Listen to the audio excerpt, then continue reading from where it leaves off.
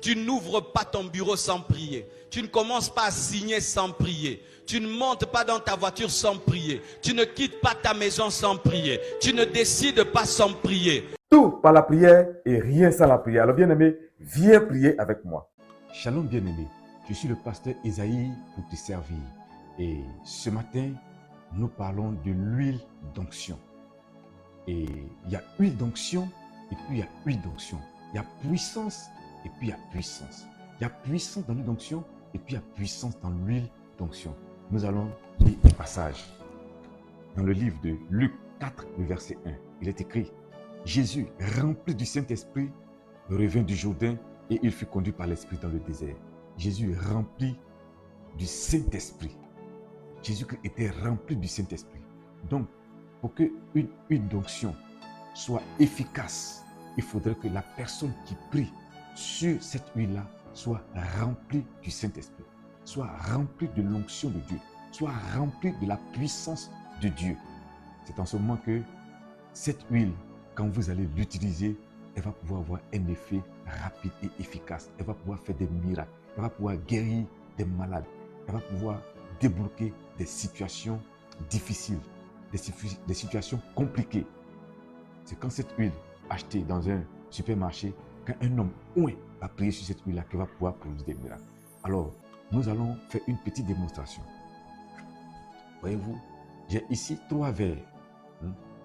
Le premier verre, donc, c'est les différentes onctions que je vais représenter, que je veux illustrer à travers ce que je vais vous montrer maintenant.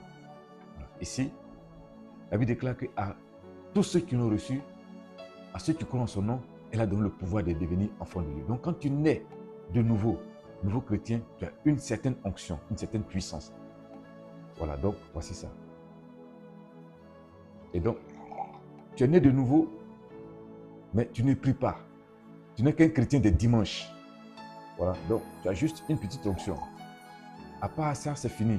Les soirs, tu regardes tous les films qui passent et tu dors. Quand tu pries, c'est 2, 3, 4. Si tu as trop prié, 5 minutes. Voici ce que tu représentes en termes de puissance, d'onction. La deuxième personne qui est née de nouveau, donc tu vas à l'église tous les dimanches, tu pries de temps en temps qu'elle n'a pas de problème, médite la Bible. Tu médites la Bible une fois dans la semaine, qui participe quelquefois au réunion de l'église et qui jeûne de temps en temps quand elle a des problèmes.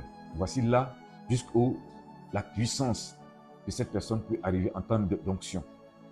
Et la troisième personne qui est née de nouveau, qui prie beaucoup, au moins une fois dans la semaine, qui jeûne, qui fait des veillées de prière, qui a une intimité avec Dieu, qui mène une vie de sanctification, qui a du souci pour l'œuvre de Dieu. Et jusqu'à vous voyez que finalement, ça déborde. Voilà, c'est rempli. L'onction déborde. Ça déborde. Donc, c'est ça que j'appelle la puissance et la puissance. Cette première personne qui est née de nouveau et qui ne s'occupe pas vraiment de l'œuvre de Dieu, qui ne prend pas vraiment les choses de Dieu au sérieux, même pas sa vie de prière, voici là la puissance de cette personne-là. Voilà le degré de l'onction, le niveau de l'onction. Cette deuxième personne qui est née de nouveau, qui va à l'église les dimanches, mais à part cela, n'a pas une vie de prière, n'a pas une vie de méditation de la parole de Dieu, ne cherche pas Dieu comme il se doit, qui n'a pas une intimité avec Dieu. Et voici là où jusqu'à la l'onction peut arriver. La troisième personne qui se consacre, qui prend du temps dans le jeûne, dans la prière, et qui met une vie de sanctification sans laquelle nul ne verra le Seigneur. Vous voyez que l'onction déborde. Cette personne est remplie de la puissance de Dieu, du Saint-Esprit. Donc, quand cette personne-là prie sur de l'huile pour devenir une huile d'onction, il faut dire que l'huile d'onction va difficilement agir parce qu'il n'y a pas assez de puissance. La deuxième personne, quand elle va prier sur une huile d'onction, de temps en temps, des miracles peuvent se produire, des guérisons peuvent se produire. La troisième personne ici, remplie du Saint-Esprit comme notre Seigneur Jésus-Christ, quand elle va prier sur cette huile, elle devient une huile puissante pour apporter la délivrance, pour apporter la guérison, pour même apporter la résurrection. Oui, la résurrection, cette huile, elle est une huile dangereuse dans le camp de l'ennemi. Parce qu'elle est puissante, elle est comme un feu dévorant. Elle est comme un sang de Jésus. Elle a une puissance. Et donc, c'est ça la différence. Et l'huile d'onction n'est pas puissante quand elle vient forcément d'un pays quelconque, d'un lieu géographique de la terre. Oui, parce que j'entends souvent dire que c'est de l'huile qui vient d'Israël. Non, ce n'est pas vrai. Et je pèse mes mots, ce n'est pas vrai. Ce n'est pas l'huile d'onction qui vient d'Israël, ou bien l'huile qui vient d'Israël qui est puissante. L'huile qui vient d'Israël, c'est aujourd'hui. Israël est partout. Oui, nous sommes Israël aussi spirituellement.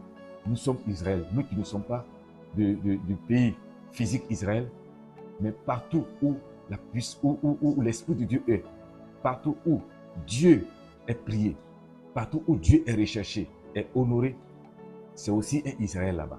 Oui. L'huile d'onction agit au contraire, parce que la personne qui a prié dessus est oint. La personne qui a prié dessus est remplie du Saint-Esprit. La personne qui a prié dessus a une intimité avec Dieu. Alors, qui prie sur ton huile? Qui a prié sur ton huile? Personnellement, je prie sur l'huile et l'huile sur laquelle j'ai prié, devient une huile d'onction. Et je ne suis pas le seul à prier sur cette huile. Des pères, des serviteurs de Dieu oints de l'onction de Dieu ont déjà prié sur l'huile. J'ai prié sur l'huile et elle devient une huile sainte, une huile puissante pour agir là où besoin est. Alors bien aimé, si désormais tu pries et que tu n'as pas de résultat, qui a prié sur ton huile? Est-ce une personne ointe ou une personne qui n'est pas en intimité avec le Seigneur? Ça peut être un pasteur, ça peut être un serviteur de Dieu. Tout dépend de la relation, de ton intimité, de ton engagement et de ta consécration avec notre Seigneur Jésus-Christ, avec Dieu. C'est ça qui est la vérité. C'est ça qui est la vérité. Mais ce n'est pas tout. Au-delà de toute cette puissance que l'huile peut avoir, que l'huile d'onction peut avoir, je dis bien au-delà de toute la puissance que l'huile d'onction peut avoir, il faut y ajouter la foi. Je dis bien, il faut y ajouter la foi. Quand tu crois que cette huile-là peut apporter la guérison, qu'elle contient la puissance de Dieu et qu'elle peut te guérir, elle peut apporter une solution à ta préoccupation, alors cette huile-là se manifeste au nom de Jésus.